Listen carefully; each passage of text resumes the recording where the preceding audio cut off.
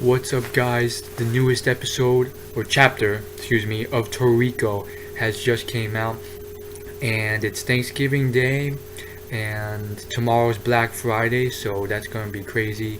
Assuming I decide to go and just check it out. Um, and yes, I have so much speculation on this chapter, a lot of good stuff, um, a lot of predictions that you will just be amazed at. I mean, I really feel like there's going to be stuff that I'm going to say that you're going to be like, wow, why did I not connect those dots? This was actually quite a chapter. Hopefully, I'm aiming for this video not to be one of those 1 hour speculations again, but we'll see. We'll see where it goes. And if anyone's interested in my Black Friday adventures, which will happen tomorrow, um, I will hopefully be vlogging some of them and putting them up on my other channel, my main channel, which you can find a link to on my about page on this YouTube channel. So subscribe to both channels if you like it. It's free. So let's start off with the first thing. We got Toriko, and yes, I'm going to be doing a play-by-play, a page-by-page analysis, because this is a well-deserving chapter of it. You got Toriko, spoiler alert, staring off into the distance with his very sort of traditional Chinese-esque suit, billowing in the wind, and his hands have stopped glowing. That's the first thing. So his hands have returned to normal. Perhaps when he woke up, he had already missed out on the fact that his hands were different. Now, it's still speculation, but my first prediction is that this is just his inner demon. He's achieved another level of inner demon mastery. Similar to the Naruto Kyuubi thing, he's achieved another level of mastery over it. Similar to how Naruto, over the chapters, slowly gained more and more tails when the Kyuubi took over.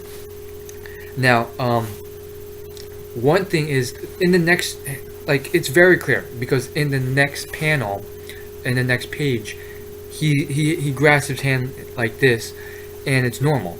So most likely what happened was his inner demon healed him, and if you study the page, what it was basically he got his arm and leg chopped off completely. Then he just fainted and went unconscious. Then we see him like hours later, and like a new hand and a new arm and a new leg grew in its place, and these were glowing and they were dark skinned, and I believe the nails were like pointy, so we all assumed it was like he had morphed partially into his inner demon. Now it looks like it's normal again. So most likely what happened, let's just leave it at this, he was just normal. Okay, it was just normal, and the inner demon pointy finger hand morphed into his normal hand, and he missed out on all of it. We do know that he is now really convicted, because he had failed. Don't get me wrong, he tried his hardest to beat Starjin and protect Komatsu, but he failed. He wasn't strong enough. So he's really just angsty. He's okay, I wouldn't call it angsty, but he wants a rematch, and he's like, these panels pretty much say that he's really convicted in getting stronger and getting Komatsu back from Starjin. Now this is just the tip of the iceberg. There's so much more to talk about in this chapter, but I really want to touch on this before I move on. Let's just put it out there. Toriko probably thinks that he has failed himself. He wasn't trying hard enough. We all know he tried his best, and he lost. He lost hardcore to Starjin. That's just how it is. What can I even say? Starjin was the better fighter. People may disagree, but quite frankly, from what I saw, Starjin deserved to win that fight. And I really don't want to see another fight with Toriko until he gets some sort of upgrade or new technique, or maybe a few dozen new techniques, or a few couple techniques, because it's gotten a little boring. I mean, he is the main character, and yet I mean, I just like a lot of other techniques, like um, the tongue net technique, more than Toriko's freaking knife and leg. That's like all he can really do. I mean, you probably agree with me, right? I mean, we're kind of a little sick of leg knife, fork hand, fork leg. Like, mix it up a little bit. Come on. Now, I'm just gonna hop around a little bit, mainly because my page isn't loading. But I want to talk about the Ice Mountain. So basically, we found out that Nono, who is Setsuno's apprentice, which for the longest time has been fairly mysterious. We don't know too much about her, other than she's fairly talented, fairly smart, not as great in Komatsu in certain ways, but talented and skilled enough to recognize Komatsu's gift, whereas others have failed. And from what I can see, it seems like Setsuno has set up something separately that she did not tell Ichirayu about, which was this mountain of frozen ingredients that, due to Nono's special technique, these ingredients have been frozen and all their freshness has been preserved. And it's a mountain that's apparently 500 meters high of frozen ingredients of exceptional quality food. And this food was intended to be stored and used after this fight. So it seems to be clear that Setsuno knew something was going on from before she even entered the Colosseum when the cooking fest started. Which is news to me, but then looking back, it makes sense because she was great buddies with Ichirayu, and so Ichirayu probably told her everything. And so she knew that something was going to go down during the entire cooking fest, and she went in without a problem. And I'm very happy. Well, there's two things. I'm very happy that Setsuno did what she did, and she pretty much just like didn't tell Ichirayu about this, because now we have two backup plans in action. Ichirayu's backup plan with his food storage, and then Setsuno's, in order to protect these humans. Now, I've said this before and I'll say it again, these humans in the human world, I just feel like they're very ungrateful in many ways. The few interactions we've had of that we've seen of these, normal humans without any gourmet techniques or abilities, just normal humans of the human population in the human world, they look like very, ungrateful creatures. And I'm referring to the flashback and how they treated everyone, how they treated people, and on top of that, they just seem like very quick to blame everyone. And now I'm referring to the 4-Beast arc, where they just blamed everyone right away, when in reality those were the people trying to help them out. Regardless, that's kind of how the human population is. It's kind of tragic, but what you're gonna do? Very tragic. I wish it wasn't this way. Call it a satire of the actual human population in reality. But I wish the world wasn't that way, and in certain ways it isn't, so I'm glad. Moving on, we have here Tenchi Buranchi, I think that's his name, Tengu Buranchi, and basically he is pretty much telling the rest of the cooks who are still, I guess you could say, affiliated with the IGO side. And I'm saying this loosely because they aren't really affiliated with the IGO. They are just definitely not part of the Neo, nor are they part of the other group that Starjin's in. I can't remember what it's called off the top of my head for some reason. But they're not part of those two factions. But anyhow, they're the people who, they're the chefs who survived the Cooking Fest dilemma and weren't captured. Most of them are high caliber ones.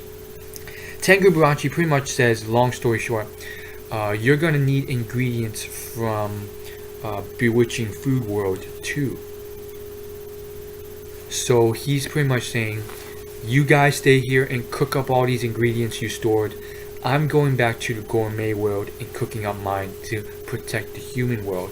Now this it provides a huge new facet to what we've seen of Tengu Baranchi, because before we did know that he was a guy who sort of did his own thing and was very selfish. He enjoyed drinking and eating and doing a lot of stuff for himself. However, for other people, not so much, unless he found some sort of amazing spark, and with Komatsu that was the case. But now we're seeing a different side to him. Before, maybe he had a change of heart, because before all this Cooking Fest disaster came about, I'm pretty sure that he would have just said, peace, I survived, I'm out, later. But now he's like, I'm going back to the gourmet world, and I'm going back to my hometown, the bewitching food world, in order to cook up ingredients to help out the human population too. So maybe he's had a change of heart due to Komatsu, or due to Setsuno, who knows, or due to this whole ordeal. We do see a new thing. But here's an interesting thing that most people have probably forgotten about. Tengu is one of the only people who can just freely go into the gourmet world.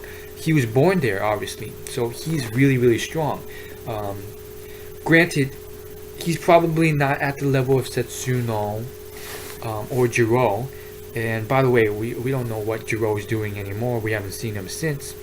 But you got Tengu here. He's ridiculously strong. Like, if you recall that time when Toriko entered the gourmet world, back when, Toriko, he wasn't even that weak then. He was having trouble breathing and just like staying alive as soon as he entered the gourmet world. And so I really believe Tengu Baranchi is really, really strong. Do I think he's stronger than Joa? No. But who knows? Maybe not. I do believe he's not as strong though. But we'll see. And so what's most likely going to happen, my prediction is, it's going to be a lot of recovery sort of aftermath chapters to sort of go along with this.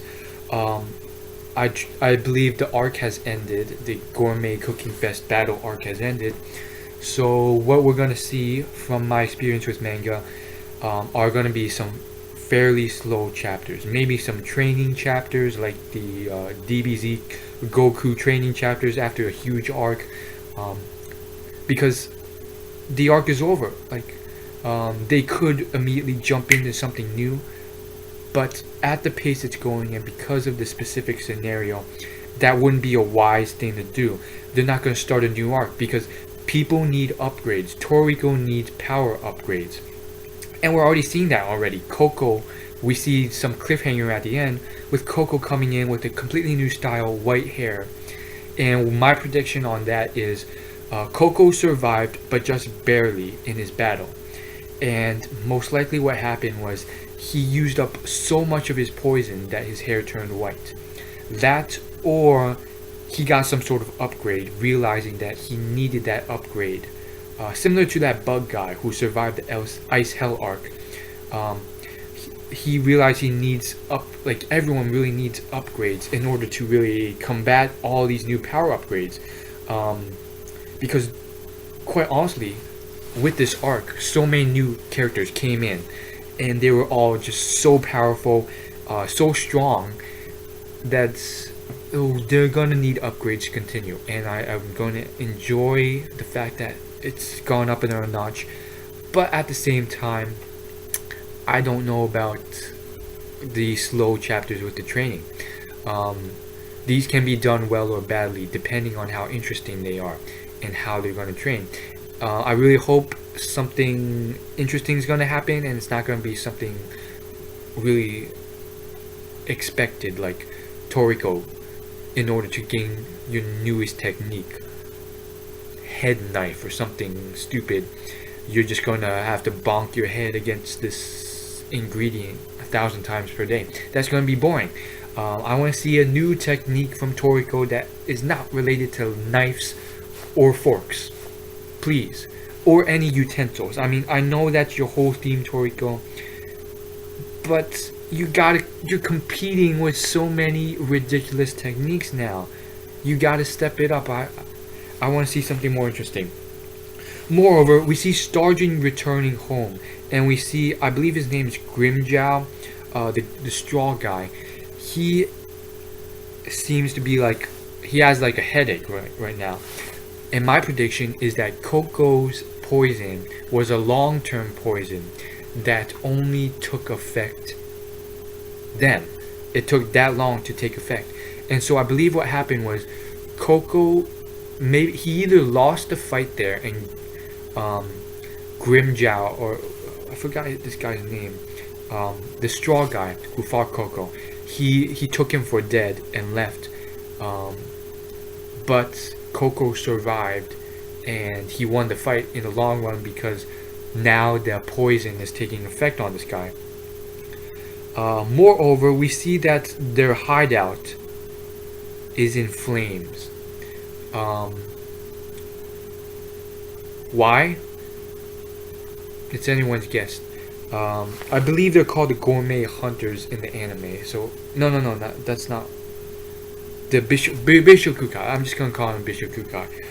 I forgot the name for a moment, so I was gonna call them the other thing, but I forgot. Gourmet corpse. That's what their other name was. Okay, so the gourmet corpse or the Bishokukai, or what's remaining of them, the ones that didn't defect. By the way, there's so many. Like Neo is the leader now. All the two other factions are left in the dust. They're trying to recuperate what they have, and there's gonna be a lot of speculation on who did this to their headquarters. I really believe it's Neo.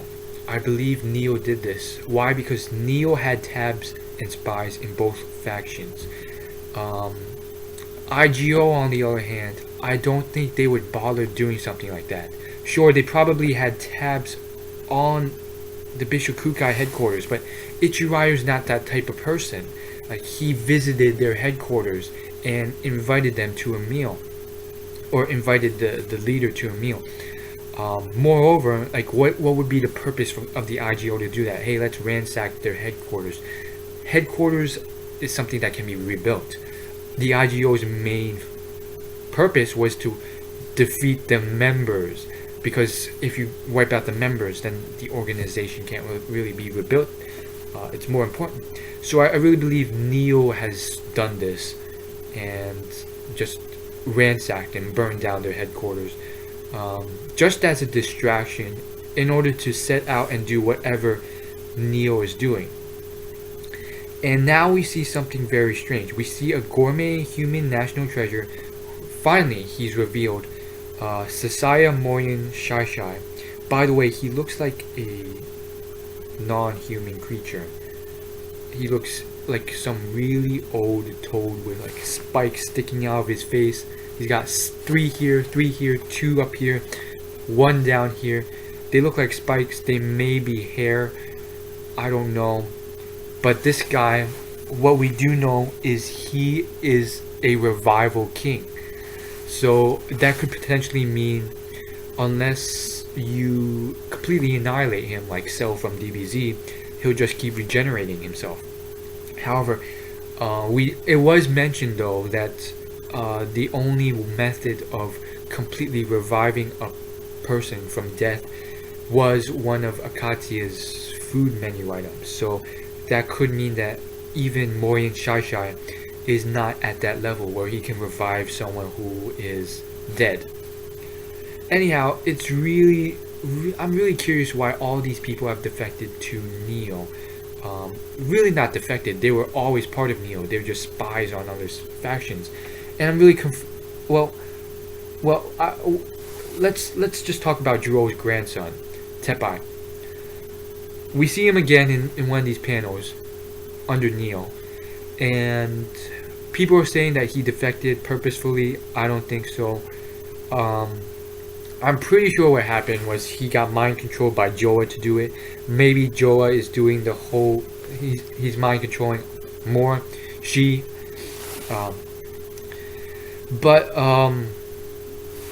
We don't know. And it seems like the whole of Neo is like their goal has nothing to do with the other factions. IGO's goal is to protect humankind, pretty much. That's their main goal. Um, the Gourmet Corps goal, Bishokukai, is different. Their goal is to just take whatever food they want, eat it to gain power ups, and whatever happens in the process doesn't matter. If they kill people in order to take food, who cares? And that's their main goal. And so now we get to find out Neo's main goal and why all three are in conflict. So first off, IGO and Bishokukai were in conflict because they were pretty much after Akatia's full course menu, which were starting to reveal themselves. And just as a quick synopsis, for those of you who want to know, they're pretty much fighting out IGO mainly to prevent Bishokukai from obtaining something that Akatia wanted kept secret. That's my belief, but I feel like part of me is also thinking that the IGO also kind of wanted that food to themselves. And before this chapter, we would have assumed that Neo was after the same thing. They wanted this food potentially because of like their main backers are the billionaires, the trillionaires of the human world. And in this chapter, we find out a couple things. One, that these are just backers and they're not the leaders of the organization. Joa and Morian Shai, these are the sort of leaders actually. And the second thing we find out is that they're not, like, that's not really their goal. Like, I used to think that their goal was to get these Akatia's ingredients and maybe sell them for money. And that was their whole thing. But now we find out what it's about. And before I get into that, people have speculated before, and there were a lot of subtle references to outer space throughout Toriko in the last 50 chapters. And they were very subtle, and I applaud those people who pulled them out and predicted this. But this almost confirms it. I can't remember all the subtle hints off the top of my head, but one of them was that one of the chefs during the cooking fest, number like 88 or something, his specialty in cooking was all outer space food, and he was like in an astronaut suit and so forth. Anyhow, we have this panel here, and it says, it's somewhat abstract. We have Joa. I'm just gonna call her Joa because based on her body language alone, I have to rescind my idea that this was a zombie version of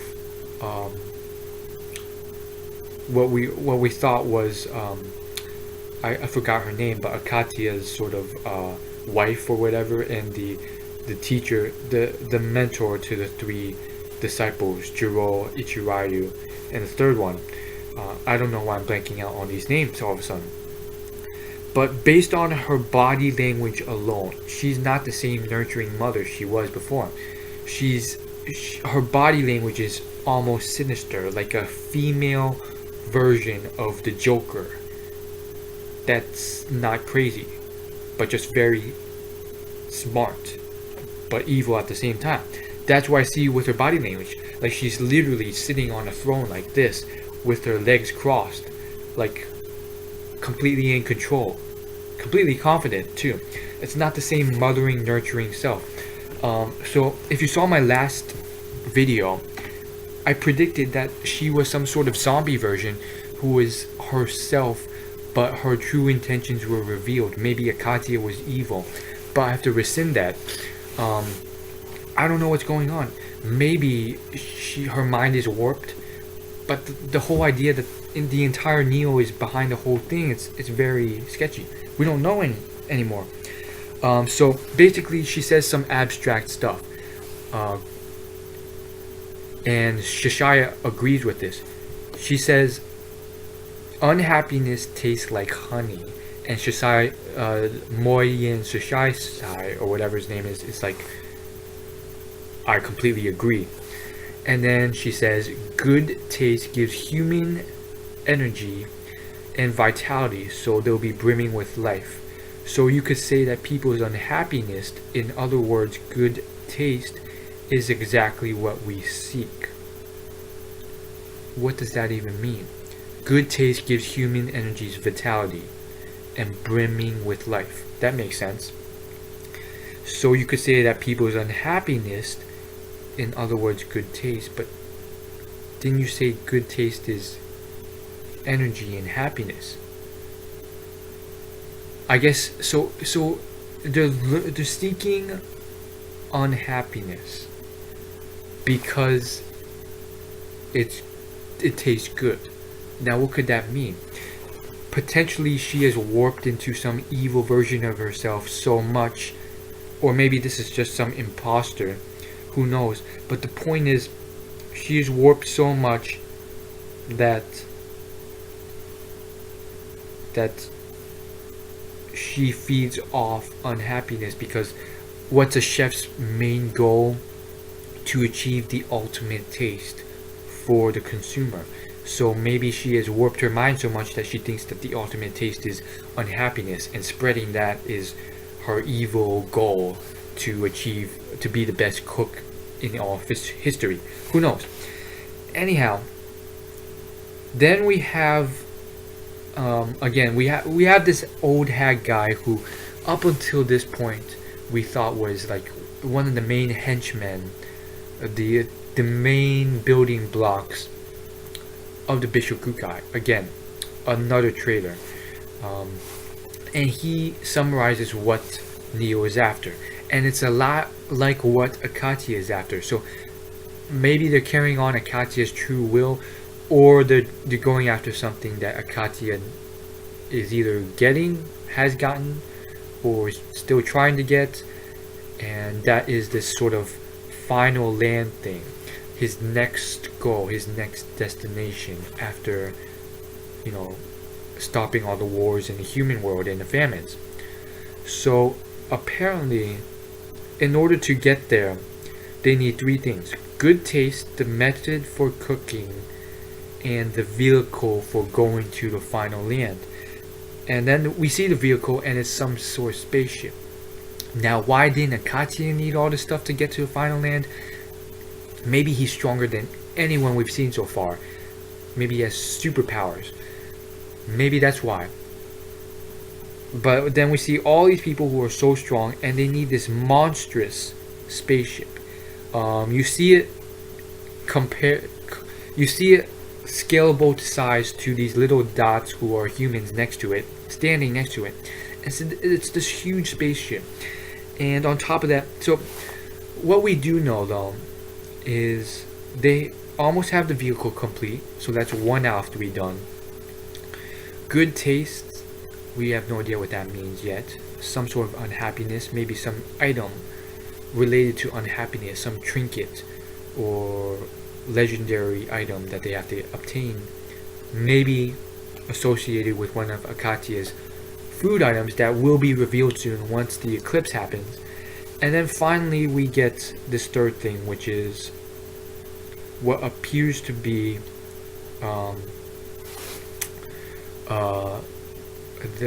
the method for cooking. And I obviously know that this is what Komatsu read. It's Komatsu's book. Well, not Komatsu's, but the book he sort of stole from the Gourmet Pyramid. Why it was just sitting there in the pyramid, if it was so important. I mean, if Neo knew about this for so long, why didn't they keep the book safer? Maybe they thought the Gourmet Pyramid was already safe. Anyhow, Komatsu's taking the book. All we know is that the Nitro went back to try and retrieve the book. It wasn't there. Neo may have done the same thing. It wasn't there. Maybe they already have the method down. But from this panel, we do know Joa says, ah yes, the cooking method recorded in the notebook will come eventually. So in that case, why don't we have a celebration first? So maybe she's saying that, okay, we don't need this book. The cooking method will reveal itself eventually anyways. That could potentially be it. And so all they really need is this final item, which they seem to be prepping to obtain. The entire Joa organization, Neo organization seems to be getting ready to go out again for something. We don't know what, but they're going out to get something. And one last faction that most people have forgotten about are the Nitro. The Nitro themselves, they've got plans. I mean, they're an ancient race. They built these gourmet pyramids from the hieroglyphics on the wall. We see that they were very advanced. They had space shuttles and stuff. So we potentially, the Nitro, or these blue Nitro, which may be an even smarter, better version than we've all seen, may take the prize. So we technically have 4 different factions all battling out. 2 of them are kind of stuck in the dust and have no idea what they're doing anymore, and don't really know about this, but we'll see what happens. I really feel like the blue Nitro might take the whole prize. I mean, they may already have a spaceship ready. They're probably prepping up for this final land. Most likely the mystery will be revealed in time, and what it's probably going to be is some sort of food, as always. It all comes back to food. They're probably all trying to get some sort of food in this final land. We don't know what it is. Maybe it's infinite food, infinite power, or some sort of food that provides all of this, infinite life. We don't know. In the final panel, we see Coco coming back, white-haired, with a sack of food on his back. By the way, I'm really disappointed at Zebra for underperforming so much. Sure, he took out all those Nitro, but then got owned in the second by Tepai. Really disappointed by that in the fight. So we'll see what happens. Leave a comment if you watch all 30 minutes of this. That'd be really cool. As always, if you want to see more, like, favorite, comment, and subscribe. It's completely free for future videos. I'll see you guys later. I'm home for Thanksgiving. I have a little bit of free time, so I hope you guys like this. Peace. Later.